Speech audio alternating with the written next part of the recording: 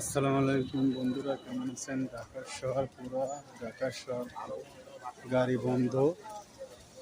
যে ছাত্র আন্দোলনের জন্য বন্যার জন্য পরীক্ষা স্থগিত রাখেন, এইটা সব বন্ধ করে দিয়েছে ছাত্ররা আন্দোলনের জন্য।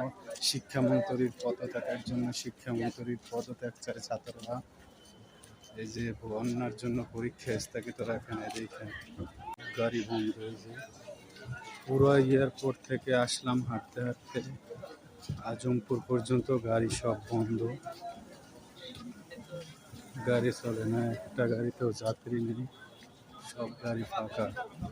হাইটে হাইটে লোকজন যাইতে আছে, সবাই হাইটে।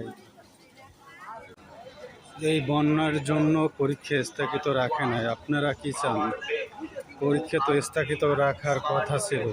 যে বন্যায় মানুষ দুর্যোগে বাসা থেকে বের হতে পারে না, এই জন্য ছাত্ররা কিভাবে পরীক্ষা দেবে? বন্যার জন্য তো পরীক্ষা স্থগিত রাখার দরকার ছিল।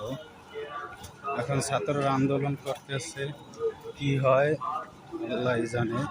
শেষ পর্যন্ত ভিডিওটা সবাই শেয়ার করে দেবেন, লাইক কমেন্ট শেয়ার করবেন, প্রচুর পরিমাণ ভিডিওটা শেয়ার করবেন।